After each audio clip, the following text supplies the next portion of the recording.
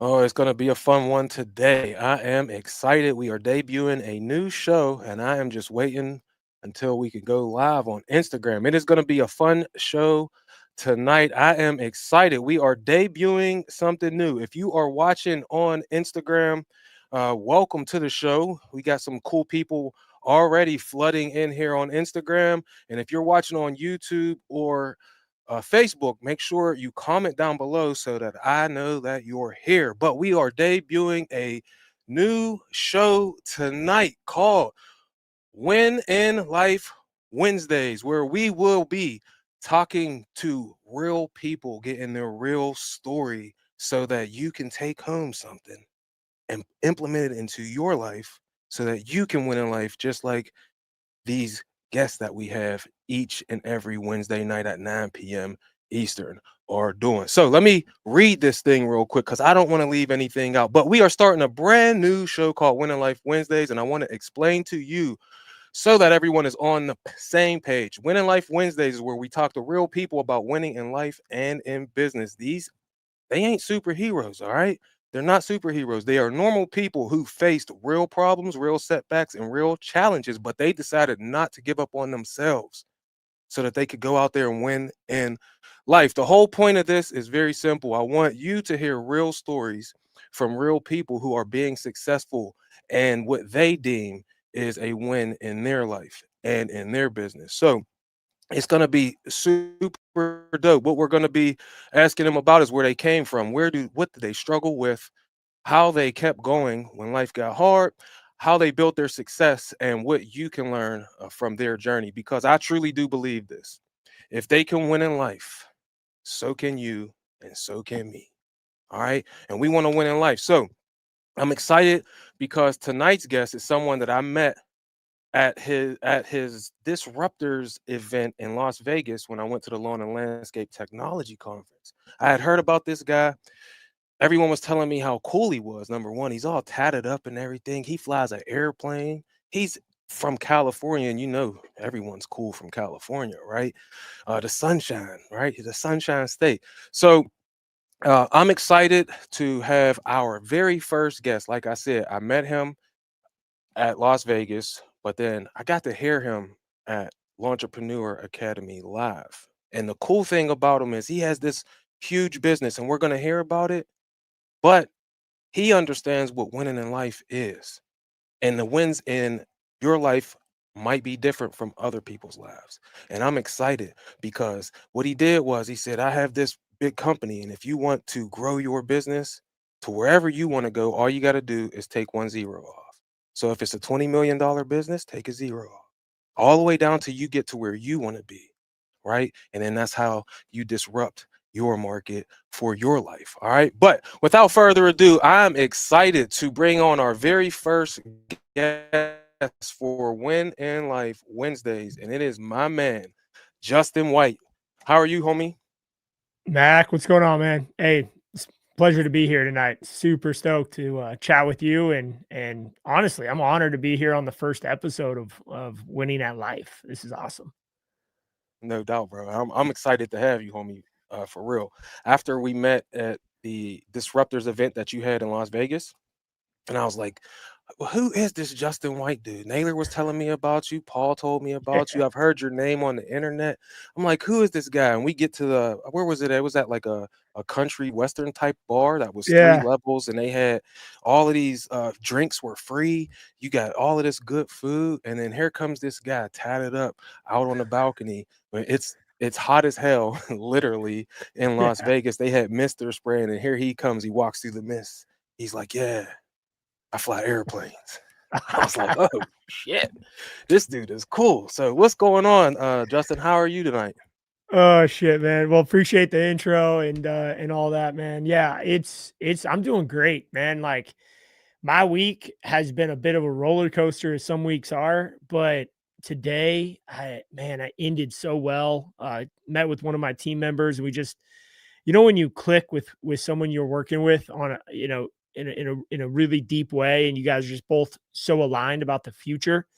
That was my day today, and I just like, man, it just felt so good. So I'm riding high. We're going into Thanksgiving. a couple days to reset, spend some time with family. Man, great time to be having this conversation. No doubt. And Thanksgiving, we got a lot to be thankful for. And it's cool to start the show the day before Thanksgiving and give somebody some good food that they can eat. And hopefully help them win in their life and their business. But before we get everything started, can you do me a favor and just let us know who you are, where you came from, and what are you winning at right now? Yeah, so my name's Justin White. As you said, I run a landscape company out of Santa Cruz, California. We are a company doing about $20 million in revenue.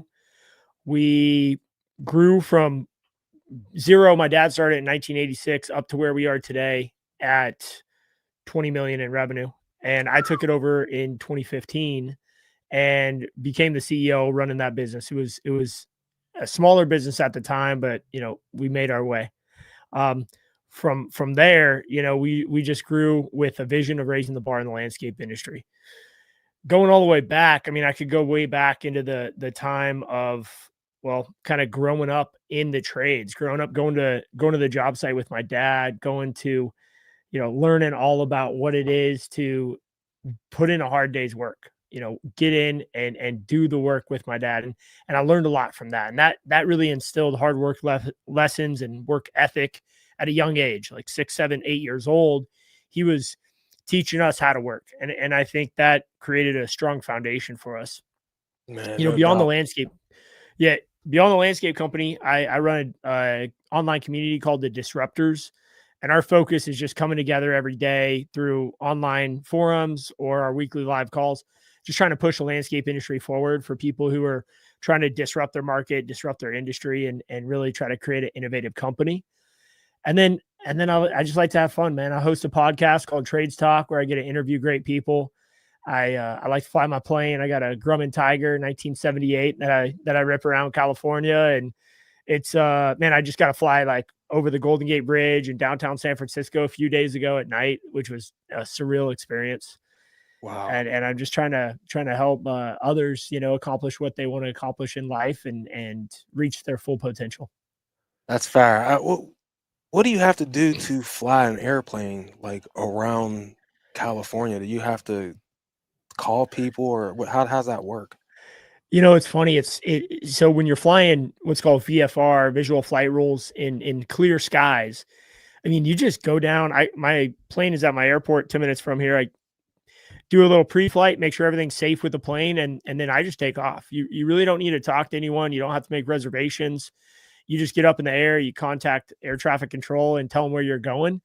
And hey, we're going to go to LA, and they'll follow you down there and pass you on to radio communication towers along the way. And then you get to the airport and you talk to the guys on the ground and they tell you where to park, and you land, you park, you get an Uber to wherever you want to go to dinner or whatever. And you go to dinner, you come back to the plane, you get the plane, you fly home, whatever you want to do. It's like ultimate freedom, man. It's an incredible experience, honestly. Wow, that shit. I mean, we have a friend here in Pittsburgh. He works with my homeboy Piper, and we call him Pilot Tom. He's going to school to be a pilot to fly the what are they called? 747s or something. The Oh big the, wow. the Yeah. big old The big jets. boys, Yeah, and he's like, "You got to big get in the bodies. plane with me." I said, "I'm not getting in the plane with you, bro."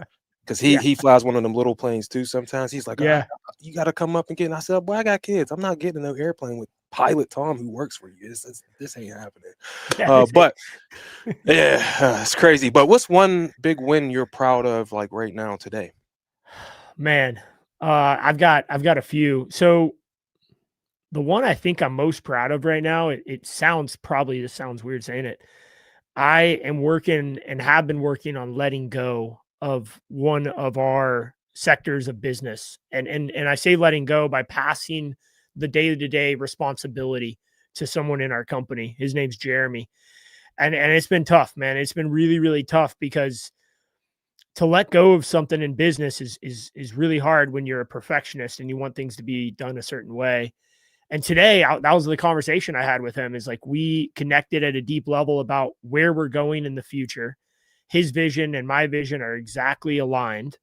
And he basically is like, look, man, like, trust me with this. let me run this. And I promise I'm going to do my best. I don't know what the result's going to be, right? We can't guarantee anything, but let me run this. And him and I came to an agreement today about 2026 and what the plan is. And I'm going to be his coach and CEO instead of like maybe a halftime project manager, sales rep, getting in the weeds, helping to make sure customers are happy. While that stuff's important to do, when you have someone that's so capable of running their team, you have to let go of that and let them go out and win for you. And Mm. that's exactly what we're trying to do. And so that was today was like this epiphany and revelation of, wow, this is everything you could ever want for as a CEO of a company is someone who's saying, let me run with this thing. And and today we kind of came to that agreement and we have a vision and a plan. It feels amazing. Yeah. That sounds cool. It's no better feeling than when you have someone who is confident. Yeah. Confidence goes a long way, man. Confidence can take you a very, very far way, especially if you're confident before you even get good. Because just showing confidence, a lot of times, will just have people give you the trust, right? That you believe in yourself so much that you could do this. I'm gonna let you try, right? And when you let someone try, 9 times out of 10, man, they're gonna knock that thing out the park. Or when you're a good trainer or a coach, then you know what kind of like what they need to work on. But let's go over your origin story. You said your dad started the company in 1986. Yeah. So my You dad worked started with the the company. company in 86. I'm born in 89. So I grew up in the business. I grew up with this idea of I don't want to be a landscaper because I saw how hard my dad worked from sun up to sundown and then beyond. It's the standard that a lot of people go through when you're growing a company. And I think a lot of people are there today. Shout out to my buddy Damio, who's running a electric business with 2 employees. He's just in that startup mode. I was talking to him the other night, but it's like I watch my dad late nights doing invoicing, him and my mom trying to figure out how to pay the bills, how to make payroll every week. And I was just like, man, there's nothing I want to, I don't want to do anything with that. I wanted to be a heavy equipment operator. So that's kind of where I focused was operating equipment and working in the field and figuring out how to build things with my hands. And I really enjoyed doing that. So going into high school, that was kind of my plan was, all right, I'm going to work summers for my dad. I'm going to get experience. And then I'm going to go off to the union and become a local 3 operator and operate heavy machinery. 16 years old, I break my wrist dirt bike racing, and that kind of knocks me off track a little bit, puts me into an awkward spot. I start hanging out with the wrong people, and pretty soon I'm kind of like not really loving school. I'm not really going to school at all. I'm not going to school. I end up long story short, I end up dropping out of school at the age of 16 in my junior year. And I started working for my dad again because I needed to make money. And basically my dad said, hey, if you're not going to go to school, you have to work full time. I said, I'm down. All right, let's go. And so I started working full time all through junior year. I did a little bit of home studies and homeschool, but never really did much. And then senior year, I tried to go back to school for 2 months. After working full time for almost a year, school felt like the biggest waste of time ever. So I said, screw this, dropped out again and started working full time. And that's what I did. I never graduated. I didn't get my diploma. So that kind of created a chip on my shoulder of I got to prove to the world that I'm worthy and I'm capable because I don't even qualify to apply for a job at McDonald's. In most places, they require like high school diplomas. Now I'm sure we could get around that, but the more oral origin of the story here is like I had this feeling like I was never good enough for anything or anyone. And so I just put my head down and worked for my dad and helped him build a business. And that led me at the age of 25 to be in a position to take over as CEO Mm. because I had worked for almost 10 years now full time at the age of 25, where I think most 25-year-olds were just kind of figuring it out. I was at that point where I was like, dude, I'm ready to roll. Like, give me the keys. So I got that opportunity thanks to my mom and dad. I somehow convinced them. I guess I'm pretty convincing to give it a shot. And dude, we took off like a rocket, like I was saying. And in the last 10 years, we've grown from about 1 million in revenue to last year we hit 20 million in revenue. So it's been a rocket, man. It's been crazy. That's crazy, man. Hearing that you never graduated high school. I wonder how many landscape companies or just companies in general have their CEO who's not a high school graduate or a college grad. I mean, not a college graduate, but damn, not even a high school graduate and still $20 million company. And I've heard you speak before. I've heard you Yeah. speak on stage twice now.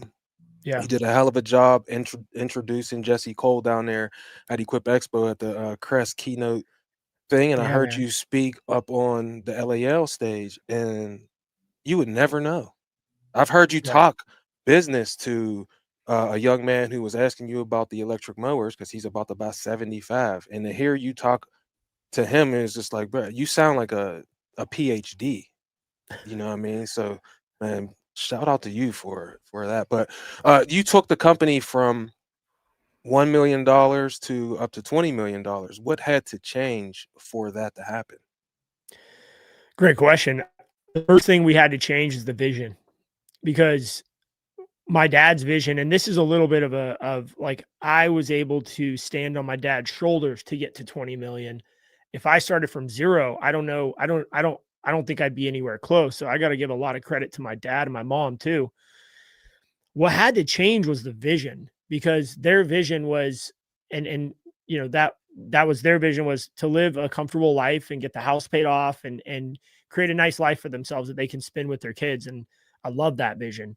And I took that vision. I said, hey, I want to take that and I want to expand it to our entire family, my brother, my sister, my cousin, my other cousin, my aunt. And I want to extend that out to our community. I want to give everybody this opportunity to come in and be a part of what we're building. And so that was the first thing, is we had to change the mindset and the vision of what we wanted to do. And then basically every 3 years or so, we had to change that vision and that mindset again at 3 million, at 5 million, at 10 million, and then again now at 20 million. We've had to reinvent ourselves because what got you here isn't going to get you there. Mm, And we basically had to create new systems. We had to build up new people or hire new people, and we had to look at our business from a different angle every time. And like I said, you mentioned this about LAL, is it doesn't matter if it's 5 million to 10 million or 50,000 to 100,000, right? Like it's the same principles, just with a few different people and a few less zeros. But you're dealing with the same problems when you're going from 5 million to 10 million as you're going from 50,000 to 100,000 a month or a year in any size business. And we've realized that is it's patterns and cycles in business. And once you understand those patterns and cycles, you can start to anticipate them and prepare for them. And really, it's just to prepare yourself for a major challenge that you're going to be facing. yeah. So implementing all of these things, what was some of the bigger obstacles that you had to navigate from doing all of this? Because I'm a guy, we're right hovering right around 300,000. I personally don't really need to go any further. I enjoy doing the work and all of that, but I do believe that any of us can learn from any of us, right? And so Yeah. when you have a $20 million business, there's no reason why I can't implement some of the things because you probably were dealing with some same obstacles that I'm dealing with right now today. So early on, what were some of the obstacles that you faced? Yeah, early on, I think the first big obstacle that I think everybody's going to face is that limiting belief and that self belief. Like, am I good enough to do this? People call it the imposter syndrome. You know, Mm, am I really capable of being the owner? And that's a big one, Mac. Like, just I mean, 300 grand is nothing to be ashamed about. I mean, you grew something from nothing to 300,000 a year. Like, that's incredible. And a lot of people just they don't get in the game. Like you were saying earlier, right? We were yeah. talking about this offline. Like, they watch from the sidelines and they know that they have the potential, but maybe they don't really believe they have the potential, or someone along the line has told them, you know, you can't do that unless you've gone to college or unless you've got this or that. So I think first off, the biggest obstacle you have to overcome is just that self belief of like, I can do this. I'm capable of doing this, and I deserve this. And not in an arrogant way or an entitled way, but like, I am going to put in the work. I'm going to earn this, and then I'm going to deserve the outcome that I get. A lot of people feel guilty when they start getting success. I know I did. I know I still do. Mm, That's why I share so much with my family and friends in our community. So that's the first obstacle. Obstacle number two is you got to convince other people that you're worthy, and you got to convince other people to come on that journey with you. And once you get those people onto your team and you've convinced them, number three is how do you motivate them for the long run? It's mm. one thing to motivate someone for a week or a day or a month. How do you motivate someone for 25 years? How do you motivate someone for 30 years? And these are people like Juan Sotelo. He was my dad's first employee. He's still with us today. That's a testament to that individual. I mean, he is part of our culture. He is part of our team. We have built around him. He's built with us. And I think that has a lot to do with my dad and the work ethic he's instilled of just like, you got to outwork everybody at the company if you want to deserve respect. You got to put in the time. There's no such thing as passive income when you're growing a company. Like, you got to get in, you got to grind. So I think those are the big obstacles, though, if we can recap, right? Self-belief, getting other people to believe, and then motivating those people to go out and win for you. What are some things that you do that helps you to uh, foster that self belief within yourself? Because there's a lot of people who are out here, and like you said, they might be thinking, "I could start a business," and I believe that that's God telling you. God gives us ideas. It doesn't just come up on its own. You go through something, and then God is like, "All right, let me give this person an idea," right? But a lot of times we don't trust, and we don't Yeah. believe in ourselves, and we don't believe that God has something good for us. So what are some things that you do, or one thing that you do, to help create and foster that self-belief within? Yeah, it's a good question. So, I've gone through a lot of different things in life, and, we can dive into some of that if you want, but there was times where I had zero belief in myself. And in those moments, you have to realize it's the smallest, littlest thing, right? It's like when you say, I'm gonna wake up at 6 a.m. tomorrow and I'm gonna go for a walk or I'm gonna go for a run, and you're like, you see that 6 a.m. and you hit snooze and you wake up at 7, like, you're eroding your self-trust. And when you tell yourself you're gonna get off work at 4 today and I'm gonna go by the gym on the way home and I'm still gonna be home for the kids, but I just want to make sure I'm home. Sorry, I lost that train of thought. But it's like you say you're going to get off at 4 o'clock and you're going to go by the gym, and then you work till 5, and then you get home at 5:30. You don't go to the gym. Like, again, you erode that self trust. So if you're going to make agreements with yourself, make sure to follow through on those agreements. Mhm, And that's the biggest thing. The building block of self trust is start small, and it's as small as wake up when your alarm goes off the first time. Like, give yourself tomorrow, if you're listening to this tomorrow, like when that alarm goes off, like, don't hit snooze. That is your first win of the day. That is your first win of the day. If you do that tomorrow and for the next 5 days, then stack another win on top of that. But like, it's as small as that, honestly. And once you start doing those things, then you start doing more and more and more. I got to the point where I optimized so much of my life. I was looking around like, what else can I do to build self confidence within, like, deep inside of myself? So when I do hear that message, I'm like geared up, ready to go. Let's go. And that's where it led to getting my pilot's license, mm. because I was like, all right, what can I do next? How can I keep stacking these things? And so I looked at my bucket list that my wife had me write down a few years back, 10 years ago. And it was like, get a plane, become a pilot, get a plane. And so I said, fuck it. Let's go. Let's go get a pilot's license. And dude, I just signed up, and 5 months later from walking into that office, I got my pilot's license. And I'm telling you guys, that day I was so confident that I can accomplish anything that I set my mind to. Like, it's dangerous. I'm so confident in my ability to set a goal and attain it that now I'm more concerned about what I say because I know I'm just going to grind towards it. And I don't want that to come off overly confident or cocky. It's just the fact that when you start with these limiting beliefs and you start crushing them by not hitting snooze, you can get to the point where you accomplish things like, big things that are on your bucket list, whatever that means for you.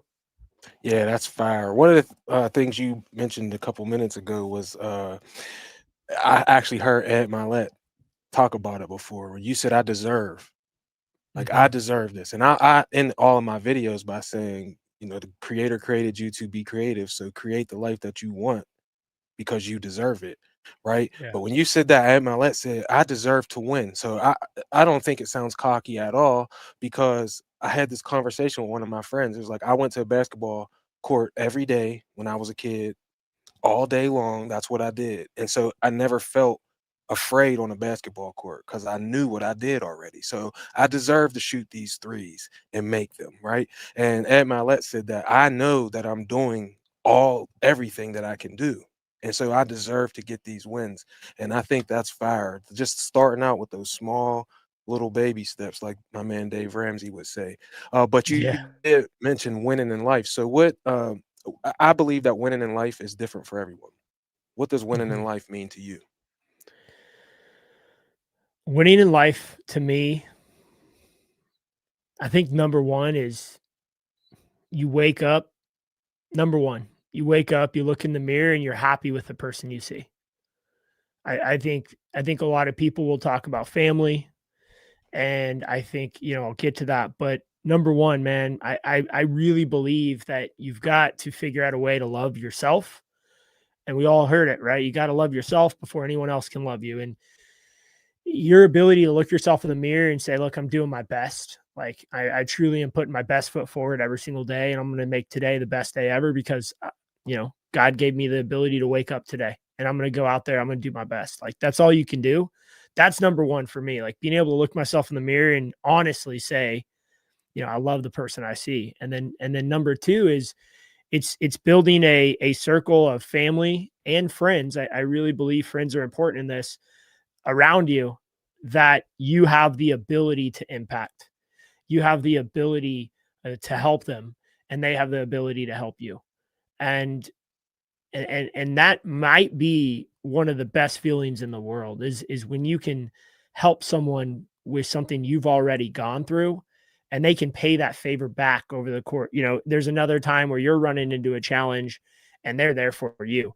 And that back and forth relationship, whether it's your brother or sister, spouse, son or daughter, mom, whoever it is, or just a friend, like that ability to put yourself in a circle that you're proud of. And then outside of that, we start looking at I do think financial well-being is really important in today's world.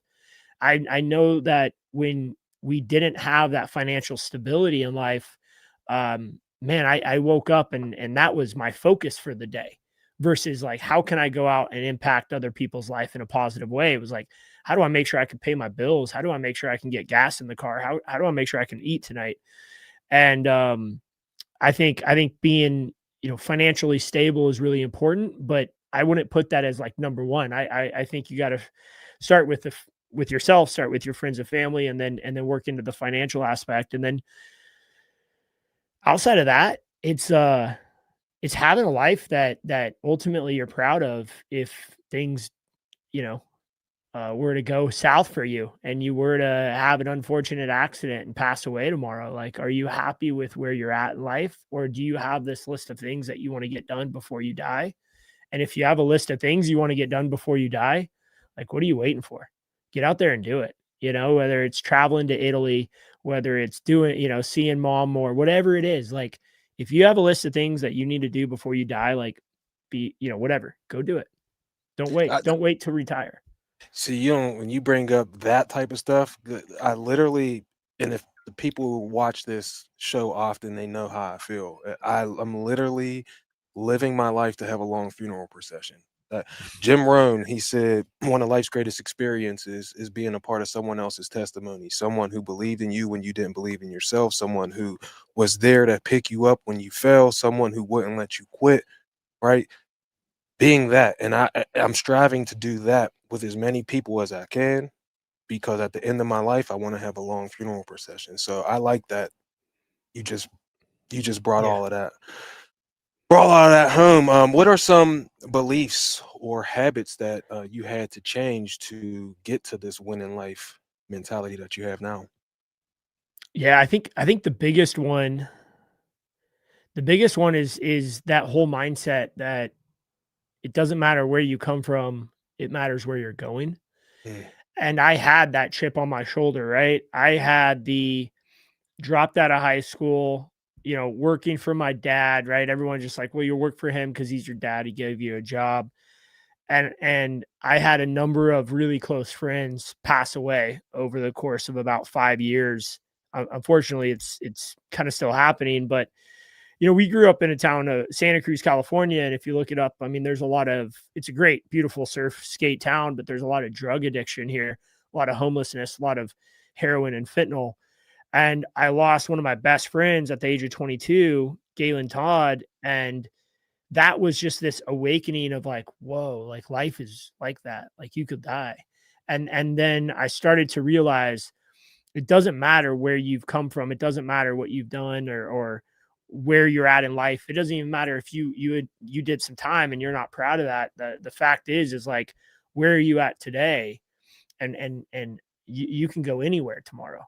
Like everybody starts tomorrow with a clean slate. Some may be in a more advantaged position than others, but like, your past doesn't define you. Your parents and how they raised you doesn't define you. It's time to break that cycle. It's time to break that pattern. And once you can commit to that and take that first step tomorrow, then I think you can start really getting into a better place. So that's the biggest limiting belief, for that mindset shift that I had to make, was it doesn't matter where you came from. It matters where you're going. The next thing that I really think is important is that your time is valuable. We've been trained and we've been brought up in a society that assigns a dollar value to almost everybody's time, because that's how we compensate our jobs. I mean, probably, I don't know, 95% of Americans get paid per hour. And so you have this unwritten hierarchy of what your time is worth based on what your paycheck says. And I really hate that idea of, your time's worth $15 an hour and that person's time's worth $50 an hour and that one's $100 an hour. It's like, we all have the ability, the capability, and the potential to create massive amounts of value in our life, in our days, in our hours. But I think some people just accept where they're at in their job or where they're at financially, and they become like a low level mindset in terms of what they're capable of, and they let that paycheck define their value and their worth. And so as you can get rid of that, you can start doing things that are way out of your league and way out of your comfort zone.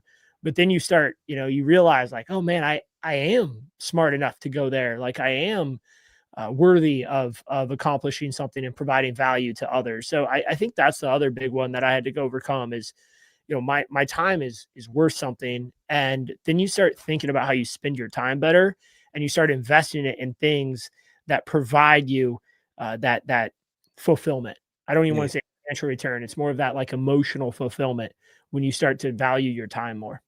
Man, I swear to you, bro. I didn't understand. I wasn't thinking like that whenever I was an employee. I knew I was getting paid, you know, $18 an hour at one job. I had two full-time jobs, 13 at the other.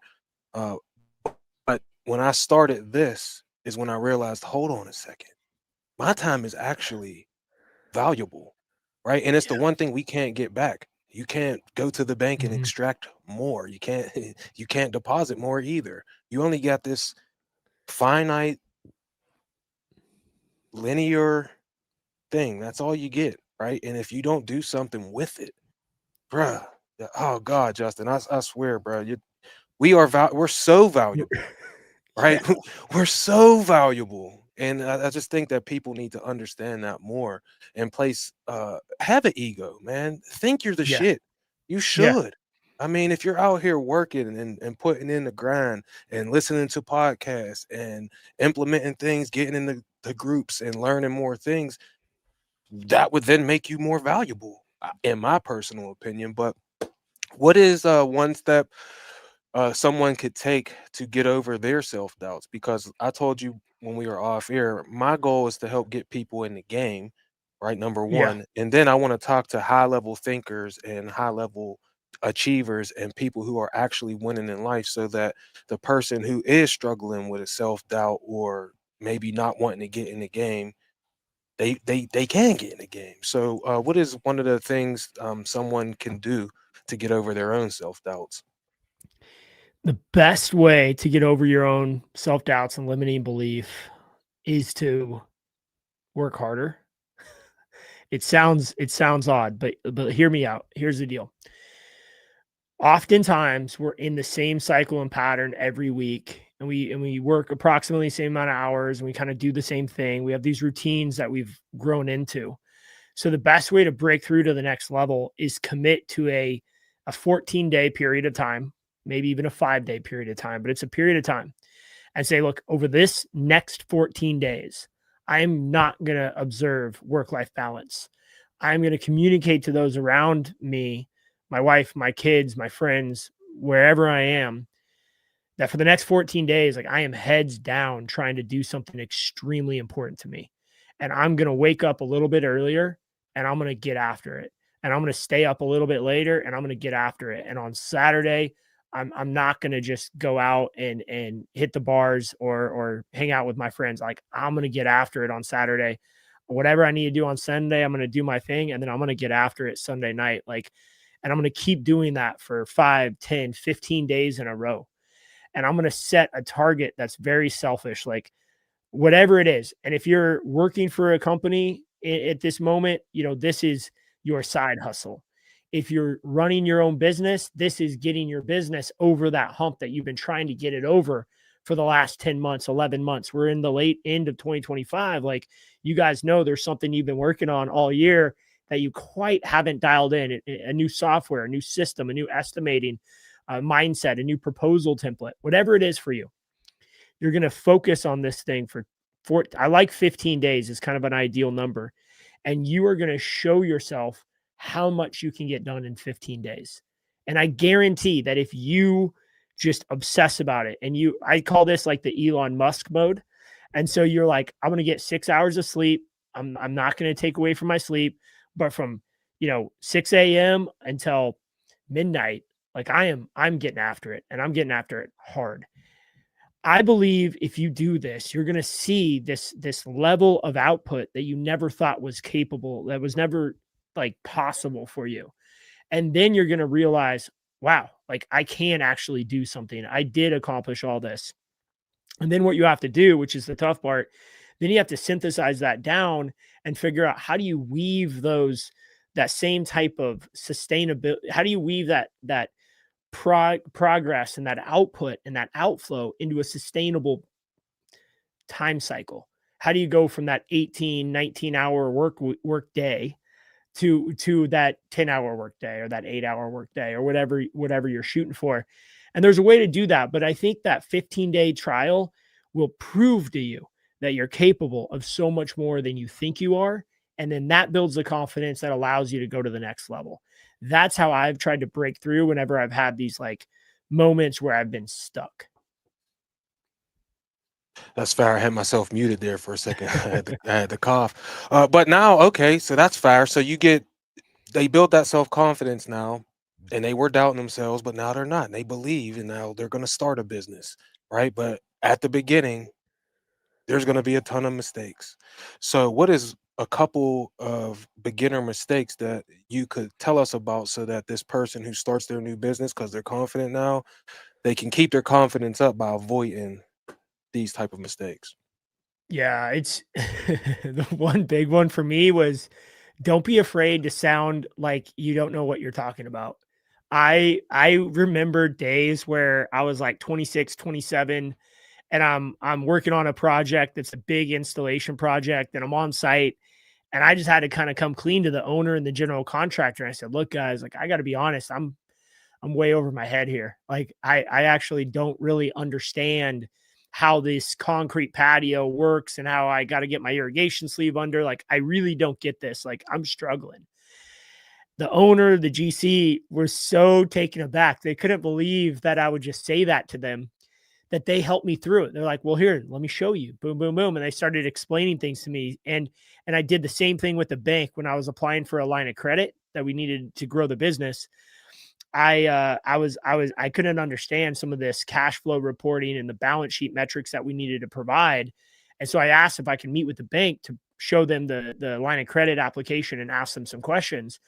And the bank was like, "Yeah, come on in." So I sat there with the bank And we went over the application. They helped me fill it out.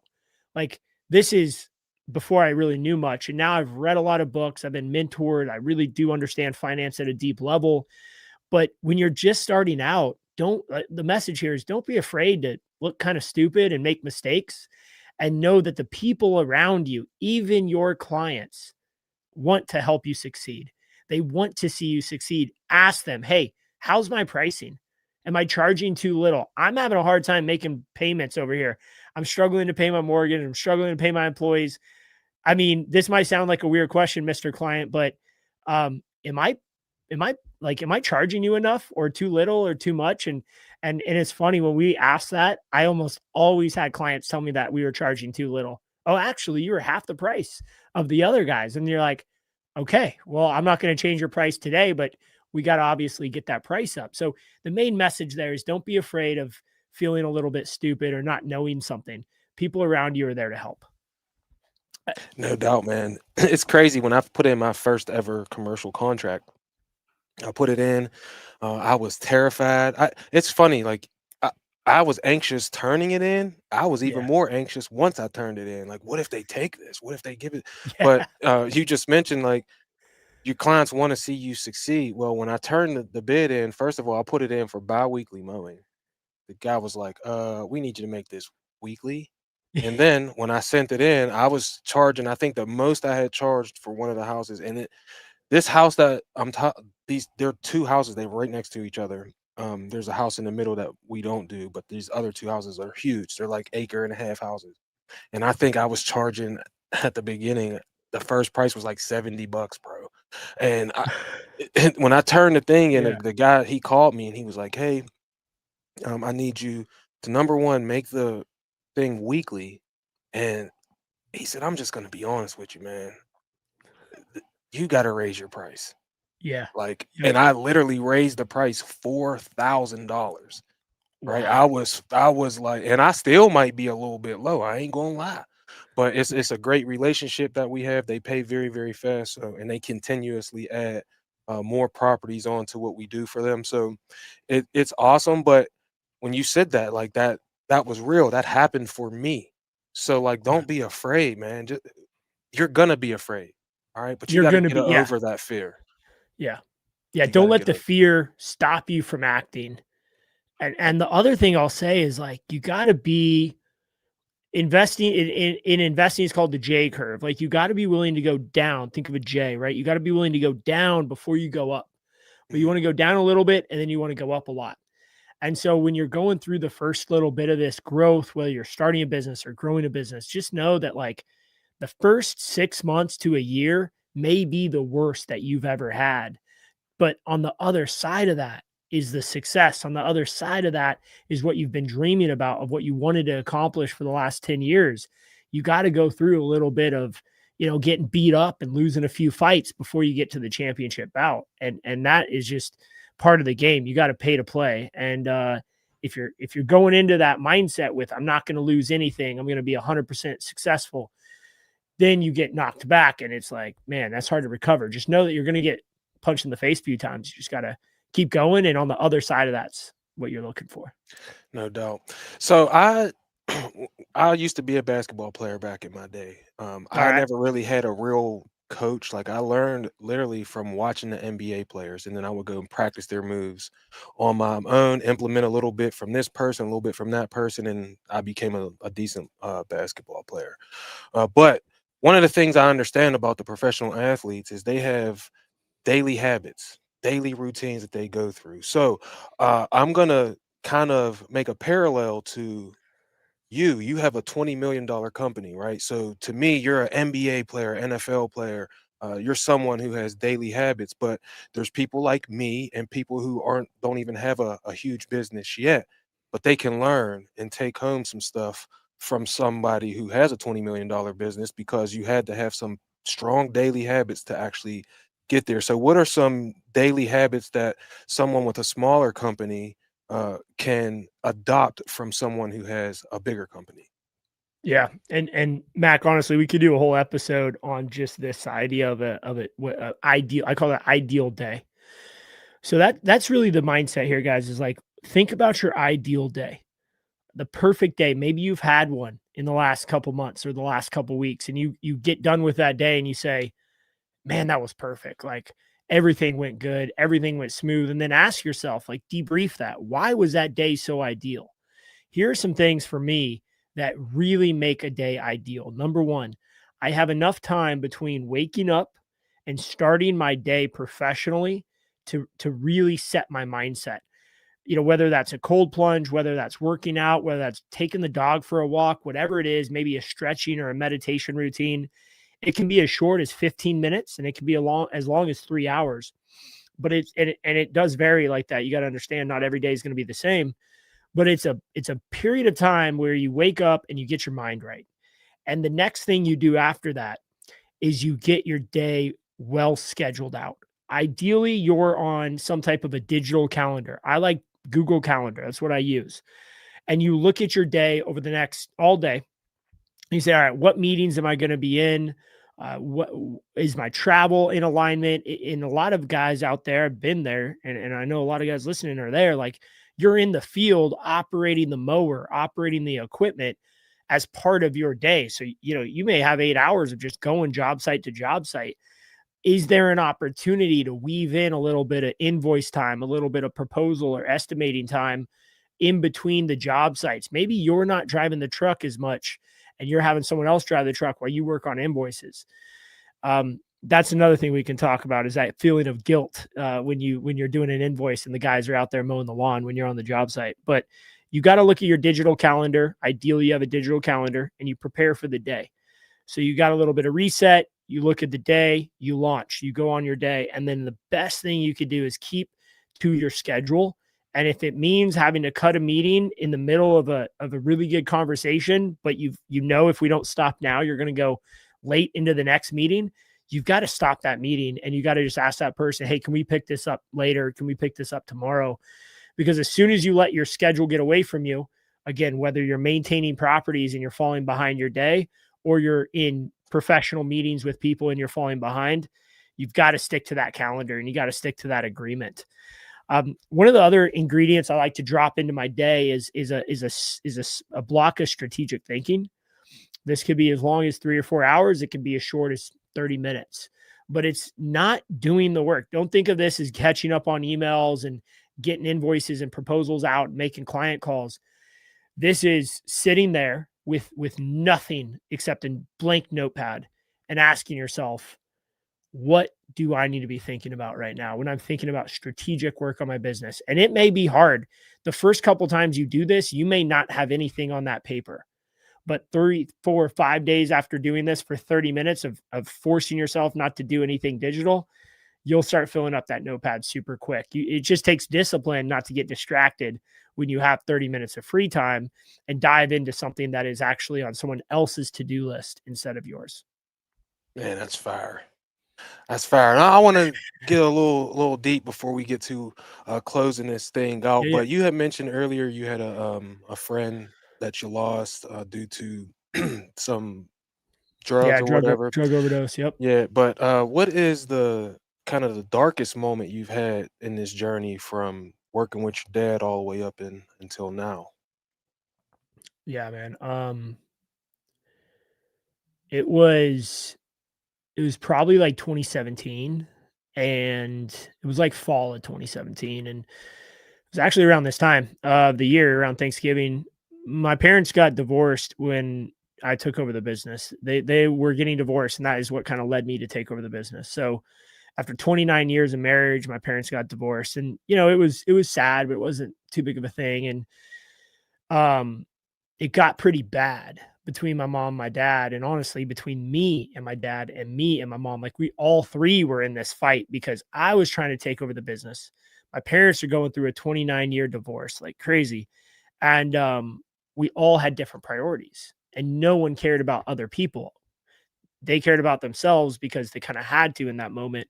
And I cared about myself because I was 26 years old, 25, 26. And we got really like all three of us were like really, really bad. And, my mom and dad have always and still are my biggest supporters, my biggest fans. I'm like so blessed and grateful for how they raised us. And at that moment, so all that happened a year later. Like my mom and I really hadn't rekindled things, and my dad and I were fighting on the daily. And here we are going to, Thanksgiving and the holidays. It's the first year that we're not going to be together as a family after my whole life. Mm, And I felt like, man, like I really felt like I kind of fucked this up. Like I was the reason my parents got divorced. I was the reason that like my we aren't really talking and everyone's upset with each other. And I felt like I had picked the business over family. And I was really down on myself, man. Like I was thinking a lot of bad thoughts, right? And like I didn't know if I wanted to keep living kind of thoughts. mm, And luckily I at the time, my girlfriend at the time, my now wife, she was like my rock. And she was just there to like walk me through things and make sure that I was I was level set, and I was thinking about myself as much as I was thinking about others. But at that same time, I also had the weight of running this 1.5, $2 million growing company on my mm, shoulder. So it was just all these things compounded. And, man, I was in a tough spot.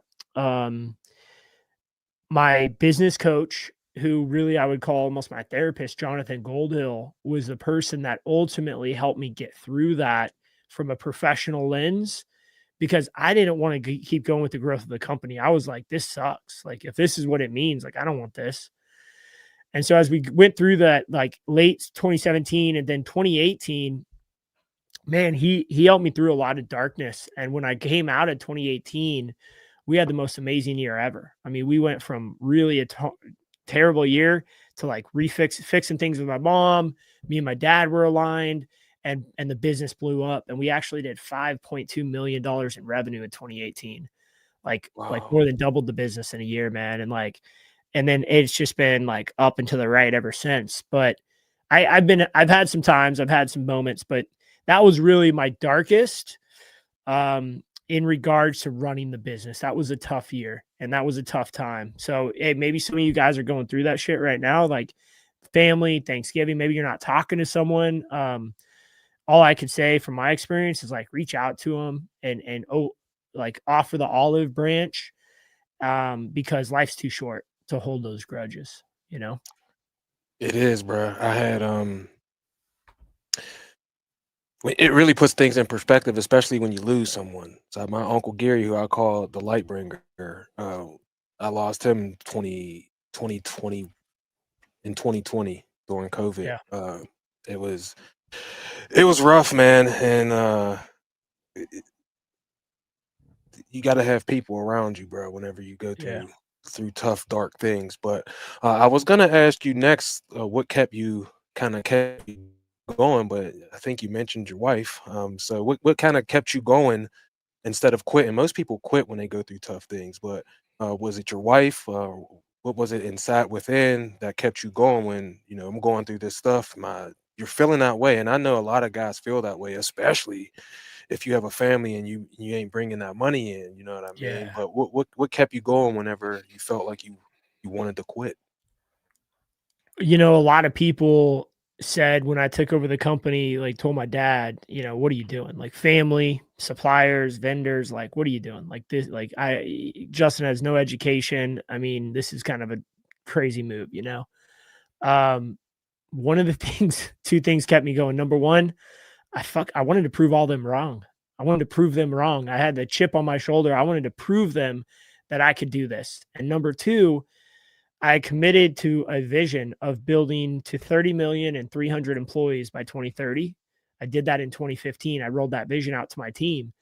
And so I had 20 people that showed up every single day, regardless of how hot or cold it was or how hard the ground was or whatever, and put in the work for this vision. And so those two things of like knowing that there was people that were kind of rooting against me and that there was a whole team out there, whether it's 2 or 20 team members that believed in me enough to take a leap and join what we were doing, because I said we were going to go and do this vision of growing to 30 million and 300 employees by 2030.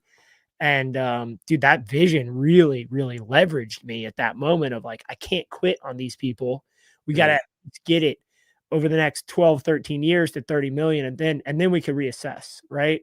And we're still kind of in that journey right now as we're at 20, we're trying to get to that next step of 30. But, man, that vision was probably the biggest thing that kept me going beyond obviously family and friends, my wife and the people in my life.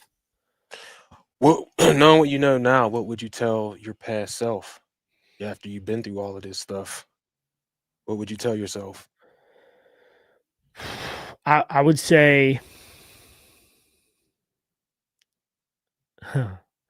I think I would say it's a hard question, but Yeah. I want to answer it correctly. So, I would say just like believe in yourself and have grace Mhm. with the people that love you, because not everybody wants to move as fast and do as much as you want to do in life, and that's okay. You can still have amazing relationships with friends and family members. And I think we get this thing in our head like you got to build the circle and you got to have all the right people around you. And if your day ones aren't on the same page, you got to fire your friends. Like, dude, like, fuck that. Like, surround yourself with people who love you and understand that you could have your best friend who is totally happy, working down the street at the restaurant, and you could be a multimillionaire growing a huge lawn care business. And like, you guys can hang out and it's okay. And you guys could actually inspire and educate each other from different perspectives, and have grace with those people in your life because ultimately they will keep you grounded. Well, you're a pilot, and so we're coming down to our final. What's that called? When your final approach or whatever. So Final we got, approach. Yeah. yeah, we got to get ready to close this thing down. So, what does winning in life look like for you today? Now. Yeah. Right now, winning in life is surrounding myself within my company with the most amazing people and giving them the room to run. And it's going after what I want in my personal life and not waiting for retirement or any other thing to go out and get what I want in life. And that for me, that's what sustainable happiness is all about. And that's what winning in life is all about. Oh, that's fire, man. What are 3 steps that someone could take home today? I mean, look, guys, it's hard because I want to answer this from a business perspective because that's like where I'm always talking on podcasts, but I'm going to hold off on that. I'm going to go to winning in life. All right. Number one, like I want you guys to just break through that alarm clock tomorrow morning. I want you to wake up before it. And if it goes off, I don't want you to hit Zoom. I don't want you to hit snooze. I want you to wake up and go right after it. Number two, I want you guys to set a goal that you want to accomplish before the end of the year, something that is not insignificant, something that will move your life forward, that you will be proud of, that you will tell your friends and family about in the new year. And number three is big. I want you guys to set a no, this is what I want you guys to do. If you guys do this, this could change your life. I want you guys to write a letter to yourself. I want you guys to write a letter to yourself in first person. Dear Justin, what an amazing year it's been.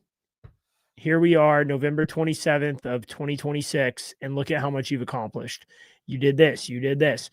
Write yourself a letter right now, seal it up, give it to someone you love and care about and you trust, and ask for that person to give you that letter back on June 1st.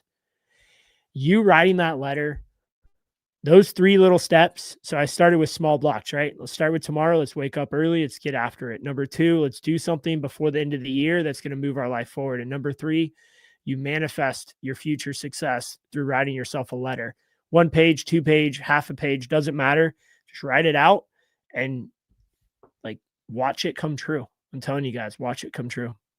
That's fire, bro. I swear to goodness, that was fire. What's next? What's next for you in K&D Landscaping? I know you said you want to get 300 to what was it, 30 million and 300 employees. Um, but what's next Yeah. in the process of doing that? Yeah, 2026 through 2028 is super exciting. We're rolling out a lot of different programs for our team members. We want to bring in employee equity programs, and so we want to start sharing ownership with our team members and start that process that ultimately is going to be a tenure process of getting thousands, hopefully, of employees into a equity position. We want to expand geographically, both north and south. And number three is I'm building I think, the best leadership team in the world right now. I've got 7 killers that are on the leadership team with me.